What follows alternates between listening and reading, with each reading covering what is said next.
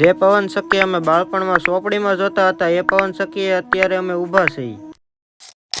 એમાં વાત કઈક એવી છે, આખો દિવસ દુકાને બેઠા બેઠા થાકી જાય એટલે હાંજના ફ્રી થઈએ. જેવા હાંજના ફ્રી થઈએ એટલે ગોતીએ કઈક નવા નવા લોકેશન. હરતાનપર બંદર થી રાથાકડા પૂગી જાય ને ઉભા રહી ગયા પાવર હાઉસે. પાવર હાઉસે તો પૂગી જાય પણ આયા બરાબર કઈ મજા આવશે નહીં. પાવર હાઉસે તો કઈ બરાબર મજા આવી નહીં. પછી અમે આવી જાય એક મસ્ત મજાના લોકેશન ઉપર પવન ચક્કી પાસે. પવન ચક્કી તો પૂગી જાય પણ પવન ચક્કી માંથી જે પાવર ઉત્પન્ન થાય છે ને તે પાવર બધો આમાં સંગ્રહ થઈને બીજે મોકલવામાં આવે છે. ખરેખર હાસુ જ આમાંથી પાવર મોકલવામાં આવે એ તો મને બહુ ખાસ માહિતી છે નહીં. એ બધું મૂકો સાઈડમાં ને આ ખાલી બોલ જો બોલ કવડો છે. આ બોલ ની સાઈઝ એટલા માટે મોટી રાખવામાં આવે છે કારણ કે આખી પવન ચક્કી એમના ઉપર ઉભી હોય છે. પવન ચક્કી ખરેખર અમે ભણતા ને ત્યારે એક ચોપડીમાં જોતા ને અત્યારે અમે પવન ચક્કી પાસે ઉભા જ છીએ. પવન ચક્કી ની ઉપર જવાની ઈચ્છા તો ખરેખર ઘણી બધી છે પણ શું કરીએ જવાય એમ છે નહીં. જો ગમે ત્યારે પવન ચક્કી ની ઉપર જવાનો મેળ આવશે તો આપણે જાહુ ખરા. પણ અત્યારે આ વિડીયો ને આયત પૂરો કરી નાખીને મોર મિની વ્લોગ માટે ફોલો કરતા જજો.